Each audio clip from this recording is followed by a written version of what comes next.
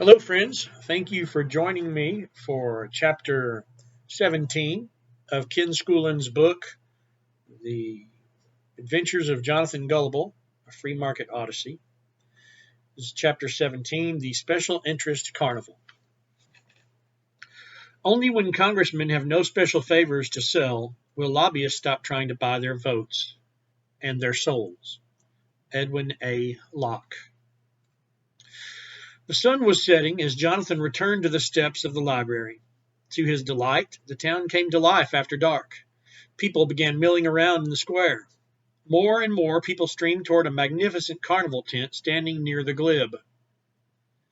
Gawking at the lights, sights, and sounds, Jonathan wandered over to the spectacular tent. A colorful sign overhead read, "Carnival of Special Interests." A striking woman wearing a tight, garishly colored costume sprang out of the crowd and shouted to all, "Hear ye, hear ye! For the thrill of a lifetime, step right up to the Carnival of Special Interests." She spotted Jonathan, whose eyes opened wide with surprise, and grabbed his arm. "Everyone is a winner, young man." "What's it cost?" asked Jonathan. "Bring in 10 canes and walk out with a fabulous prize," she replied. The woman gestured widely to the crowd. "Hear ye, hear ye! The Carnival of Special Interest will make you rich." Not having enough money, Jonathan waited until the woman was busy with others, then crept around to the back of the tent. He lifted the edge of the canvas to peer inside. People sat on stands along the sides of the tent. In the middle, ushers in uniform directed participants to chairs arranged in a large circle. 10 participants stood or kneeled behind their chairs expectantly. Then, half the candles were snuffed, a drum rolled, and hidden trumpets blared a fanfare. A brilliant lamp flashed on a handsome man wearing a shiny black suit and silk top hat. He bowed low to the circle of 10. "Good evening," said the man, flashing a gleaming white-toothed smile. "I am the Circle Master. Tonight, you fortunate 10 will be the lucky winners in our remarkable game. All of you, please be seated." With that, and a swift flourish of his white-gloved hand, the Circle Master collected 1 cane from each participant. No one hesitated. Then the Circle Master smiled again and announced, "Now you will see how you are rewarded." And he suddenly dropped 5 canes into the lap of one participant. The lucky recipient screamed with glee. "You won't be the only winner," declared the Circle Master.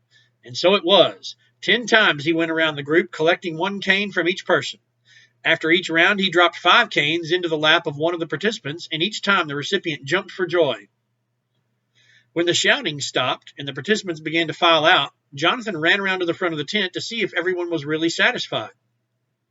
The woman at the entrance held the tent flap open. She stopped one of the participants as he shuffled out on his knees and asked, "Did you have fun?" "Oh, sure," the man said, grinning happily. "It was terrific." "I can't wait to tell my friends," said another. "I may come back again later." Then another excited participant added, "Yes, oh yes, everyone won a prize of 5 canes." Jonathan thoughtfully watched the group as they dispersed. The woman turned to the Circle Master, who waved his goodbye to the crowd and commented quietly, "Yes, we're especially happy. We won 50 canes, and these suckers all feel happy about it. I think that next year we ought to ask the Council of Lords to pass a law that will require everyone to play." Just then an usher sneaked behind Jonathan and grabbed him by the collar. "Hold on there, you scamp. I saw you peeking in the back. You thought you could get a free show, did you?" "I'm sorry," said Jonathan, struggling to get out of the usher's grasp. "I didn't realize you had to pay just to watch. That pretty lady made it sound so interesting, and I didn't have enough money. Please." The Circle Master scowled at Jonathan and the usher. "No money?"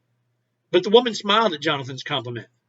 "Wait, turn him loose," she smoothly said to the usher. "He's just a kid. So you liked the show, did you?" "Oh, yes, ma'am," said Jonathan, nodding hard. "Well, how would you like to earn some easy money? It's either that or," her voice turned threatening, "I'll turn you into the Carnival Guard." "Oh, great," said Jonathan uncertainly. "What do you want me to do?" "It's simple," she smiled, all sweetness again. "Just walk around the town this evening, hand out these flyers, and tell everyone how much fun they'll have in our carnival. Here's a cane now, and you'll earn another with each participant that comes in the door carrying one of these flyers. Now go to it and don't disappoint me." As Jonathan slung the bag of flyers over his shoulder, she cautioned, "One more thing. At the end of the show tonight, I'll turn in a report of your earnings. First thing in the morning, you must turn over half of your pay at the town hall for your tax." "Tax?" repeated Jonathan. "Why?" "The lords require a share of your wages." Jonathan didn't like the idea. He added hopefully, "If you don't report my earnings, I might work harder, maybe twice as hard." "The lords are wise to that, kid. They have spies everywhere watching us closely. If they see us hide your earnings, it could mean big trouble. Might even shut us down," said the woman. "So don't complain. We must all pay for our sins." "Sins?" repeated Jonathan. "Oh, yes. Taxes punish the sinful. The tobacco tax punishes smoking. The alcohol tax punishes drinking. The interest tax punishes saving.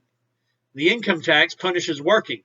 The ideal of the council," chuckled the woman as she walked at the circle master standing at her side. Sorry, as she winked at the circle master standing at her side. "The ideal of the council is to be healthy, sober, dependent, and idle. Now get a move on, kid." And that is all of chapter 17.